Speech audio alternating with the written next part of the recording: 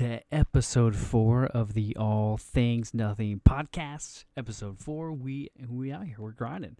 How's everybody doing? How's everybody's Memorial Day weekends? I hope it was great. I hope it was sunny. And you guys got some sunshine. I know it rained over here for like Monday, but otherwise the weekend was pretty solid. Got out, got some chores done, got the cars washed. Went to the taco truck, my favorite.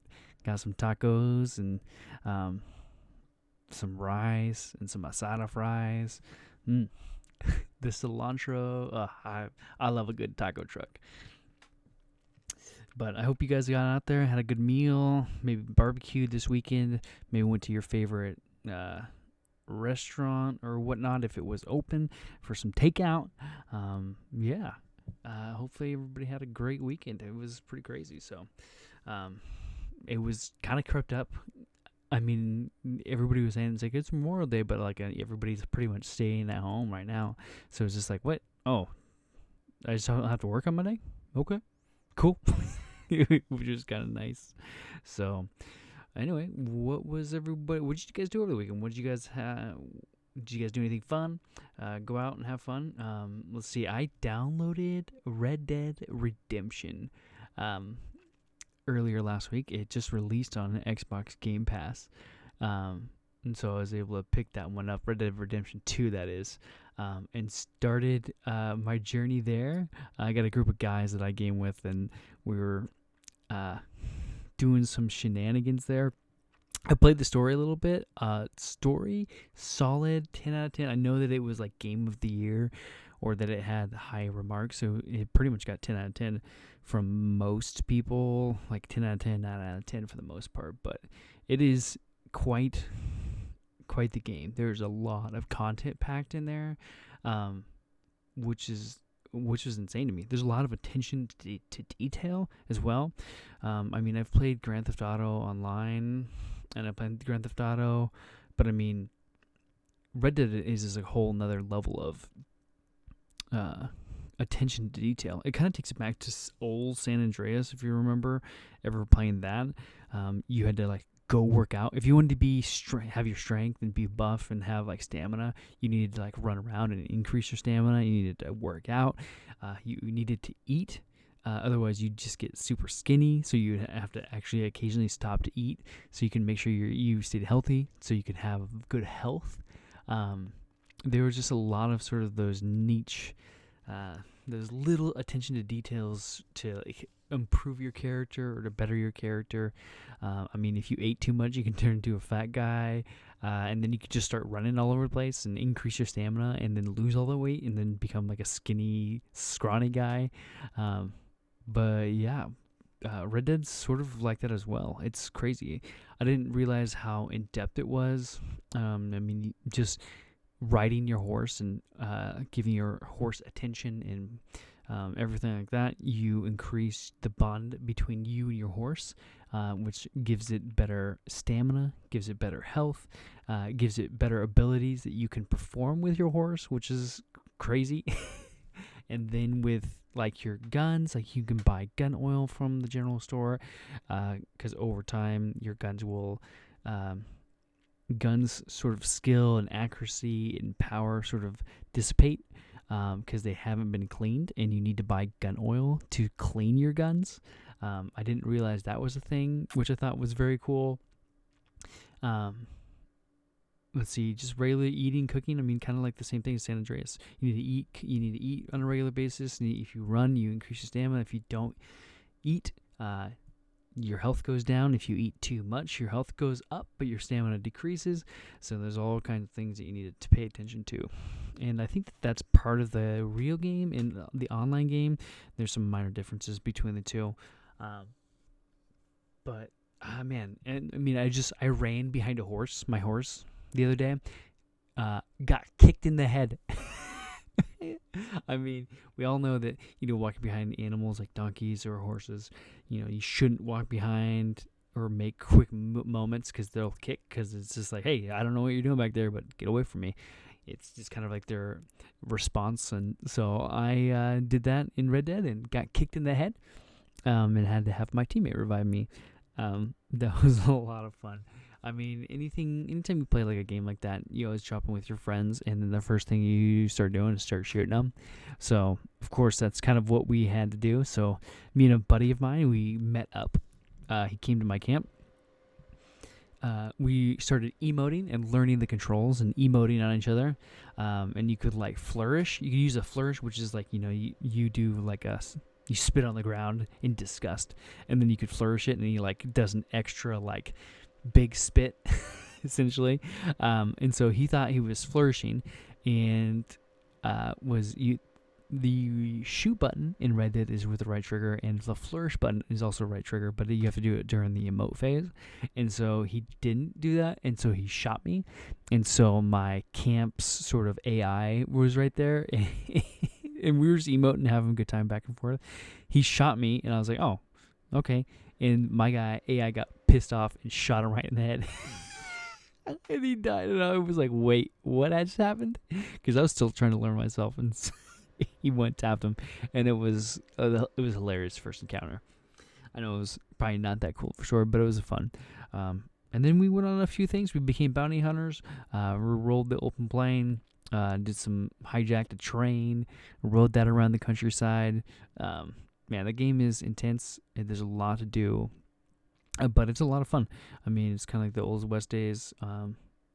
And it's just a lot of fun. The outfits and different things that you can do. I mean, you can just go do whatever you want. I mean, you just got to get through, a 10-minute tutorial, and then all of a sudden you have free roam to go do whatever you want, which is very nice. I mean, of course, you want to go make money so you can get better guns and whatnot, or better supplies. But you can hunt, you can fish, you can go row a boat, you can sprint all over the place, you can go bounty hunt, you can go collect, you can go pick herbs and flowers. You can go on big hunts, like go hunt bears and elk, or go take care of varmints. And there's like so many stranger missions. It's just overall, I mean, I know it's almost been a year, probably a year and a half since the game's been released, but I just got into it, and it's a very solid game. Let's see, another game that I've been playing with friends is Golf with Friends that came. It's just like a mini putt course, and it's just been a lot of fun. I always enjoy a good mini putt. It's insane to me that the easiest map that game has is the beginner map called the Forest, which is like the easiest. It's not I wouldn't say it's the easiest, but it's compared to all of the other options that are available, are the easiest map to play, which is crazy because all the other maps are just increase in difficulty like tenfold. Like if you were skiing down a mountain, you'd go down the first one, which is like a white trail or whatever, and then all the other ones are like double black diamonds, all of them. The beginning courses are kind of like a nice tutorial, and then they just ramp up in difficulty, and all of a sudden you're exceeding your shot limit. But yeah, you can golf all at the same time. You can have up to 12 people in the game, and what makes it more fun is that you can turn on collision, and then your golf balls start interacting with others, which makes for some hilarious combinations. Messing somebody's shot up, or bouncing somebody out of potential, hole in one, or two shot, going for the birdie, going for the eagle. Which is quite hilarious. And there's different modes. There's a basketball mode. There's a hockey mode. You can increase the size of the pucks. You can increase the size of your ball. You can increase the size of how bouncy the turfs are and how everything is. It's just, there's a lot of customization options. There's not a lot of maps. I wish that there were a custom map maker. I think that would be super easy and wouldn't be too tough to make. I mean, maybe a little bit, but I mean, you just make everything sort of snap, and everything's pretty much rectangular, square, and then you just kind of add your gadgets and whatnot in there, and it'd be a solid game. And then it's not hard to make a mini putt course, but you can make it as challenging or as easy as you'd like, which I think would be a fun one. But if you haven't downloaded that one, I would recommend highly downloading that. It is a fun party game, and it's just a fun goof game. I mean, sort of your change from the sweaty FPSs like Valorant or Call of Duty or Siege out there. But yeah, that's been a lot of fun playing that. let's see, Minecraft Dungeons just released today. It is like a dungeon crawler for essentially beginners, is sort of what I've read, or sort of the reviews that I've seen. It's a nice sort of beginner dungeon crawler. That's, all loot based. You have different missions that you go on, and you loot from there. You get better loot. You run missions. You increase the difficulty of those missions, and go run it again. You level up your character. It's a nice sort of RPG tactics, which is really nice. It kind of fills that RPG void for those that like it. And then loot is also nice, and kind of gives it that throwback. If you've ever played Minecraft, Minecraft's always a nice solid game. It's like not anywhere like Minecraft, but it is very the style, and looting is definitely a big thing. So if you haven't checked that game out, it is a massive 2 gigabyte download. So be sure to check that out. That's on Xbox. I think it's on all platforms, but it's free in air quotes on Game Pass and on Game Pass for PC. And crossplay is enabled for that. I think it's enabled that between Xbox Game Pass and Xbox on PC, and then for PlayStation and for PC, if you don't have Game Pass, it is coming later, but I know that it's something that they want to integrate here soon. It's cool that there's a lot of cross-play features coming for a lot of games. We're starting to see a lot of that, especially with Fortnite making the deal between cross-play, so always a big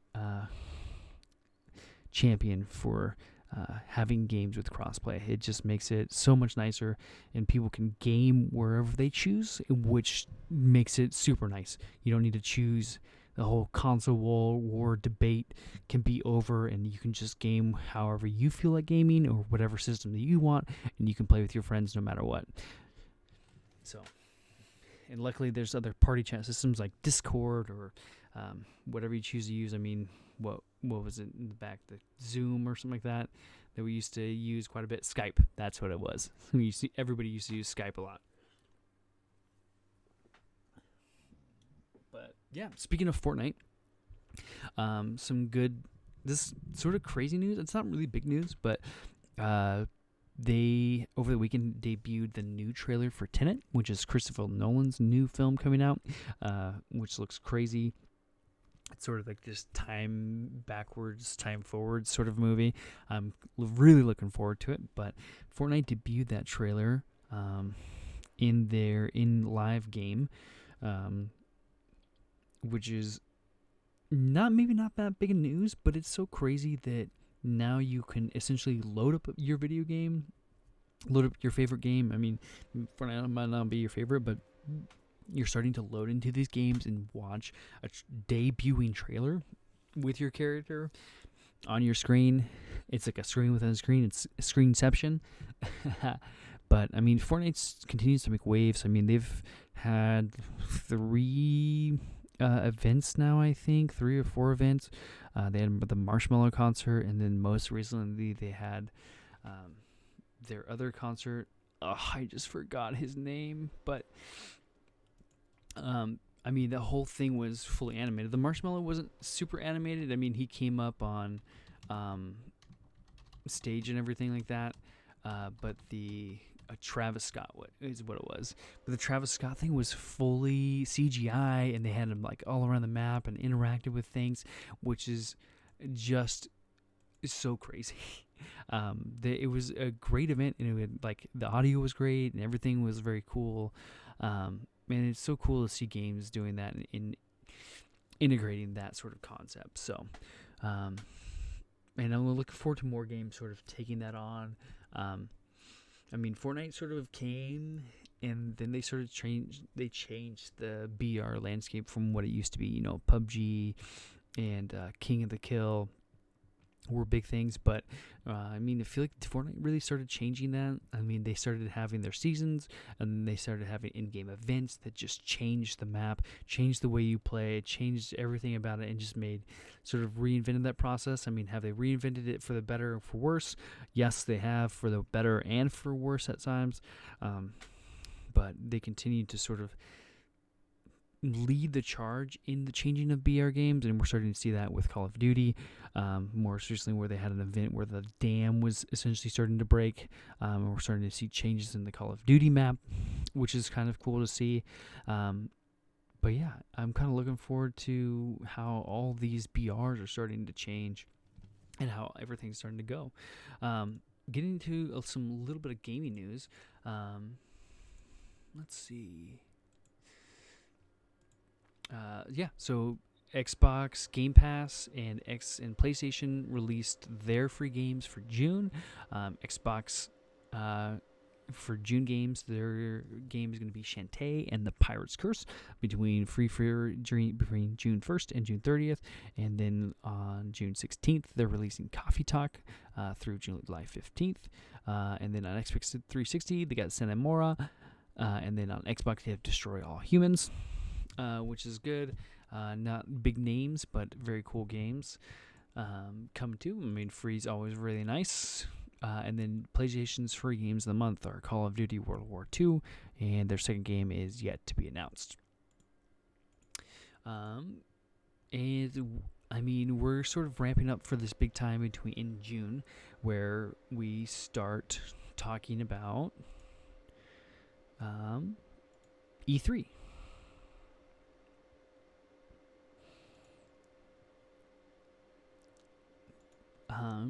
And E3 in June is always sort of the big thing. It sort of leads the games into the whole next year, the big September releases.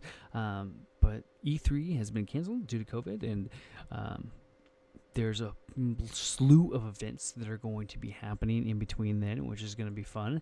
But if you didn't know, I will fill you in. Let's see, for June, the PC Gaming Show is coming on June 6th. It's the annual show for PC Gamer, and it'll debut on Saturday, June 6th, and we'll broadcast a full day of live stream programming.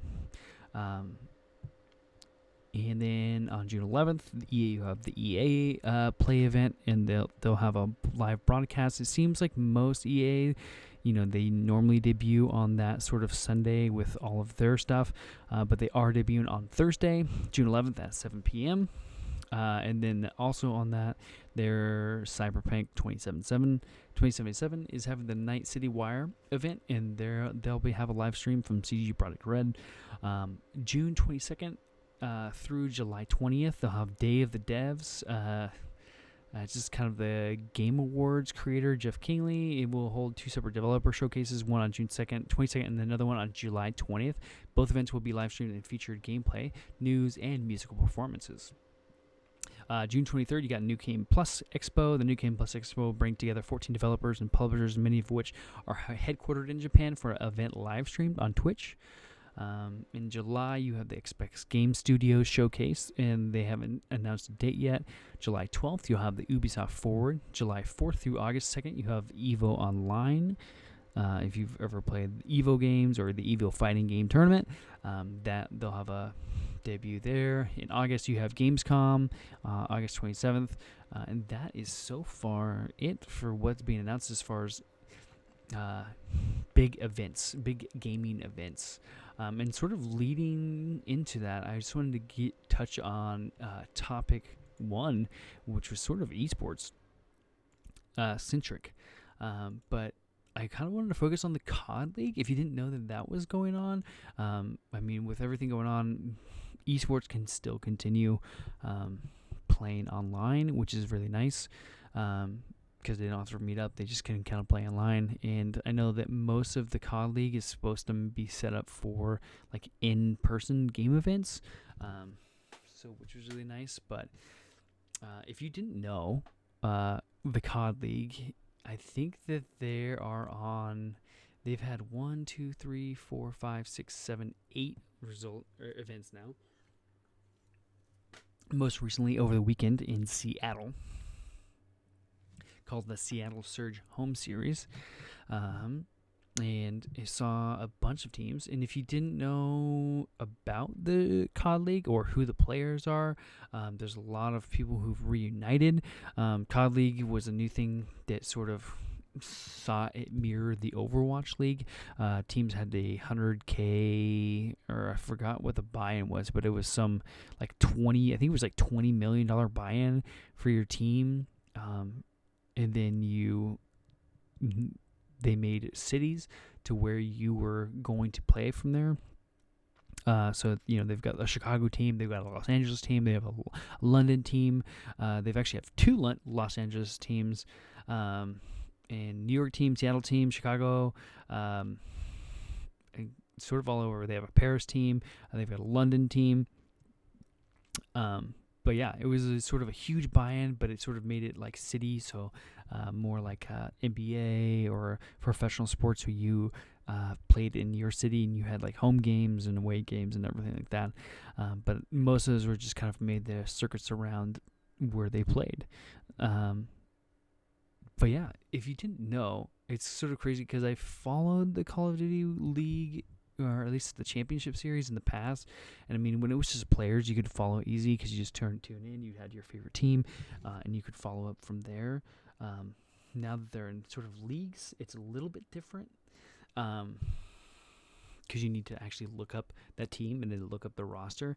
And today I sort of learned, or TIL, because I hadn't really been paying attention. I sort of noped out when I heard the league, and when 100 Thieves decided that they weren't going to buy in, it was sort of a disappointment. But you've seen all of these sort of players starting to reunite, especially like where they live, especially close to where they live.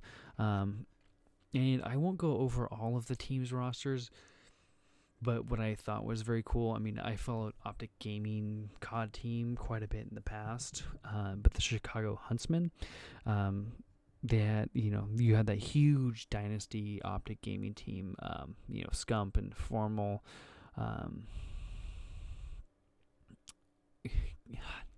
The other names just dissipate from me because it's been so long, but oh man, I can't even think of the names. That's disappointing. Man, you think I was a fan, huh? But you just see these teams, the whole team, dynasty team, just come from where it was into what it was. Optic Gaming it had to end up selling itself once it made a move, and you had Karma on there as well, and I forget the other one, but I don't want to say it because I feel like I know it, but I don't see him in any of the rosters here. But the Chicago Huntsmen, Scump, and you saw Formal. Formal was the primary one that left the Optic team. I mean, you had the other one leave as well, but you also saw Scump and Formal get back together with a few other teams, Gunless and Arcides and Envoy, and then you have all these general managers from all these teams come back together, and they're a team now, which is crazy. I mean, 1 year ago they hated each other. Now they play together and play every day. Clayster and Shotzi on the Dallas team. I mean, Crim6 is the other one, which is crazy. I mean, Scump and Crim6 have been playing together for years, and now they're sort of broken up.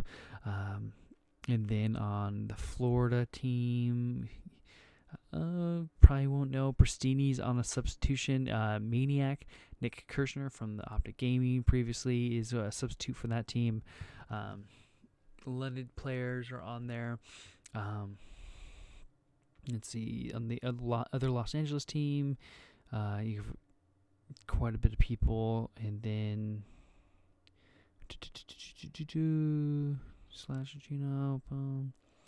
I mean, UFC Karma, who's like that sort of fourth dynasty member, playing for the Seattle Surge, and they play for with Karma, Octane from previously from 100 Thieves, Slacked, Apathy, and then you got Pandora, Enable, and Proto as your substitutes. But if you didn't know, they played over the weekend.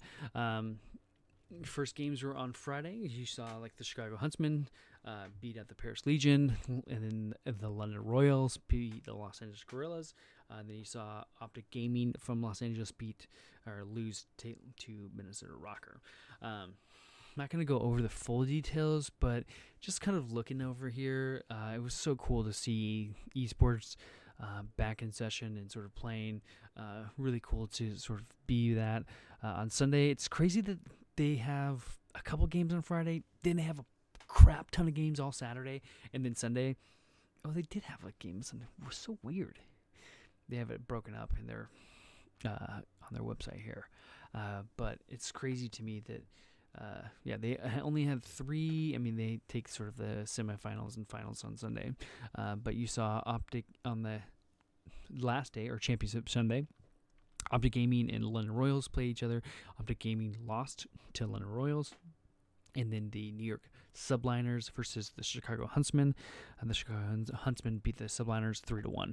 And then in the final championship, you saw the Chicago Huntsmen beat the London Royals 3-1. So it's very cool to see that Scump and Formal are back on top, and sort of those Dynasty Optic Gaming people. But I just sort of wanted to cover it, and if you didn't know, now you know. And it's cool to see all these esports teams. I mean, you're seeing a lot of esports talk around Valorant. The Overwatch League is going on right now. Counter-Strike is out there. I mean, League of Legends, which is just absolutely massive, and Dota are out here. But Overwatch needs to, there's a lot of esports leagues and a lot of things coming down the pipe, and a lot of these things need to make changes. I think Call of Duty and Overwatch made some nice changes, especially being like city-based, but there's a lot of stuff that they need to do to make sure that they stay relevant as well. And I think they had it was like a $3 or $2 million prize pool, which is just crazy. I mean, years prior, it's been barely a million. I mean, $1 million total, but now it's like players who win Championship Sunday are winning $1 million, winning $1 million or $2 million. It used to be a total. So all, if you place top 8 in the earnings, you would split $1 million prize pool between 8 different teams. Now you're seeing first place actually win $1 million, which is crazy. And then, I mean, along with E3 and these Call of Duty leagues and, esports coming out, we're seeing Halo possibly make a comeback. I mean, they've sort of announced some leagues here, but I mean, also the new Halo game hasn't officially been announced as far as a release date. It hasn't been announced, but there's been no release date. They are going to cover it in coming forward, but that hasn't been totally announced. And sort of keeping on the sports topic, but what are your thoughts on the Call of Duty League? What are your thoughts on esports? Are you excited for the Call of Duty League? Are you going to continue to follow it? I'm going to attempt to continue to follow it and keep you updated. As far as here, the next event is in Minnesota on June 5th. And then they have 5 events left before they come out. But yeah, what are your thoughts? Do you follow esports? Do you watch esports? Is that something that enjoys you? Have you been watching it recently with everything, being staying at home, or have you not? Do you have a favorite team? Let me know. And then making the jump from there, sort of still in the sports demographic, but not gaming sports, actual sports, but you're starting to see the return of sports. Talks starting to go down. NHL saying that they might come back, and NBA saying that they might resume play, which is very cool to see. I mean, UFC already had 3 events back to back. They have another one coming up here. The whole full fight card hasn't been announced yet, but I do plan covering that when that full card gets announced. But yeah, I mean, let's see. What sort of sparked this discussion today was that we saw the NBA say that they're going to start resuming play in Florida. And then Damian Lillard, Blazer fan over here, he tweeted out that he doesn't necessarily want to play, or he'll be there for his team, but he doesn't want to participate in the games if they're just playing to play. I mean, with everything going on, it's definitely a thing that needs to be, watched out for, especially people getting sick. But if they're just playing to play and there's no way for his team to sort of make the championship, why? Why do it? If there's not a clean shot, I mean, if they're out, they're out. It's just there's no reason to sort of go down and play and finish out the quote-unquote season if that's not going to happen. And I totally understand that. And I mean, I think right now with, especially basketball season, I mean, right now, May, we're supposed to be sort of in the middle of the NBA playoffs, and June sort of sees the finals sort of wrap up. But I think this is a perfect time, I mean, with everything going on. I mean, take the teams as they were now, rank them all in their respective rankings, give it like a 1 through, I mean, I think there's like 30 teams, and do like a March Madness bracket. I mean, now, if anything, then now this is the time. Everybody gets a shot. I mean, you can go all the way down to the Final Four, and then Final Four, maybe the Elite Eight is the best of 3 games, or the best of 5, and then the Final Four is the best of 7, and the finals is the best of 7. And I think that would see some just sort of cool things going on. And I think now's the time to do it. If they're going to play games and they're going to get out here, I mean, it's plenty of games to play. I mean, you got tournaments, basketball you can play almost every weekend, and you can promote that. And then when we get to the Final Fours and to the championships, there's an unprecedented amount to do more games. And do this sort of cool sort of tournament-style March Madness, which would just be, I think it would be awesome to see that. I mean, we've seen asks for that before, and March Madness is always fun because you have these Cinderella teams, these rank 16, rank 15 teams, rank 11 teams, start beating the number 3, the number 2 in their division, number 3, it's so crazy to see those Cinderella teams. And I mean, we never really get to see that on the professional level. But I think if anything, they're going to return and talk about playing games and finishing out the league and announcing a true champion. I mean, I just think right now it would be a perfect time for a March Madness style sort of tournament where they just throw all these teams in there.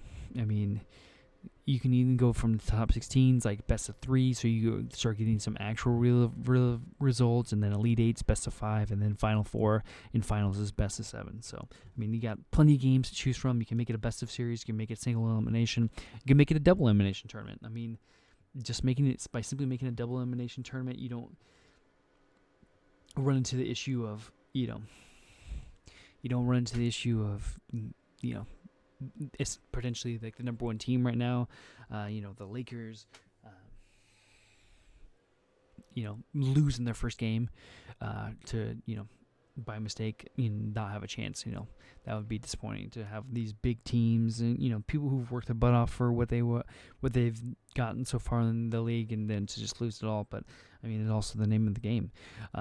Could create something unprecedented that you've never seen, but I mean, these are sort of unprecedented times, and this is a cool sort of precedent to sort of do it and give the fans this sort of fantasy challenge, this fantasy tournament that we would never really get to see, and then honestly actually make it for the championship. Don't put an asterisk there. I mean, you definitely can, because it's an unprecedented tournament, but it would be very cool to see this sort of tournament style down and get a championship. I mean, who knows? Worst team in the league could come up and all of a sudden have this legendary run that we've never seen. But I mean, it would also, I feel like I've seen it time and time again where professional sports teams, especially players, they get up there. I mean, there's a lot that goes into the mental aspect and to the well-being aspect of playing, 82 games, 162 games MLB season, a year. There's so much that you need to do. There's games you have to, you plan on winning games, you plan on losing games or taking it off or taking it less. And if you win, you win. If you don't, you don't. But those sort of dynamics change daily. But this could create an opportunity where it's just like, oh, we're playing a tournament. This is how it's going to go. We need to be playing hard every day in order to get to where we need to go. And sort of just seeing that sort of try hard, good, solid basketball play lined up would just be absolutely stunning and would be amazing to see. I mean, we see it in basketball all the time, especially at the college level. We just see all these players playing their heart out, and I think we see that quite a bit in the finals, especially the NBA finals or the NBA playoffs. We see all these players playing their heart out. Not to say that they don't play their heart out, but there's definitely a different mentality during the regular season versus the playoffs. But yeah, what are your thoughts? Do you think sort of the, with all these sports and hockey coming back,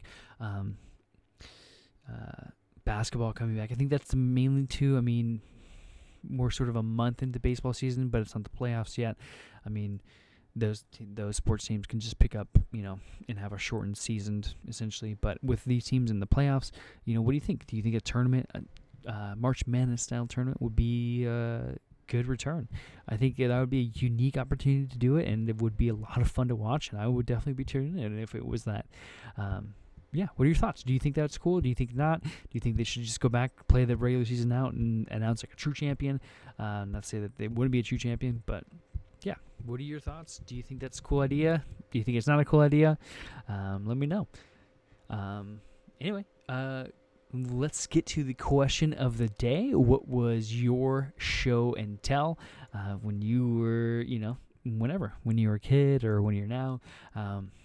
I had to think about this one, but I'm pretty sure I brought a fire truck or cars. I was really into cars. I really liked like Hot Wheels cars, and those were my favorite things, and that's what I enjoyed. And I played the crap out of Hot Wheels cars.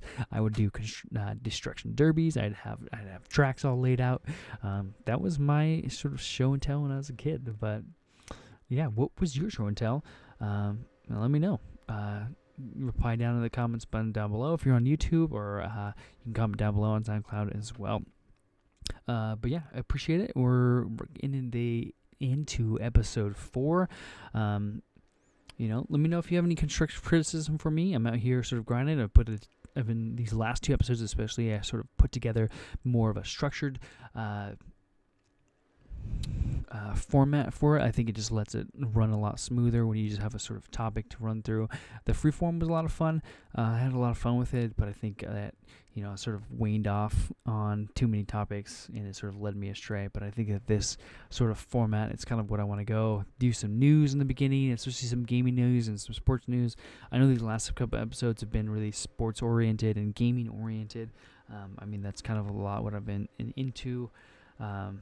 But it's not necessarily what I'm going to do. I did cover some YouTube drama in the past one, and want to continue going forward. But yeah, I'm going to continue out here grinding on episodes and getting more content for you guys. Let me know if there's anything you want me to see. Comment down below. Appreciate your likes, appreciate your subscribes, and your retweets and likes. And I hope that you guys have a good day. Thank you so much for listening. I hope you have a good day. Hope you have a good sunny day. And I hope you have a good week.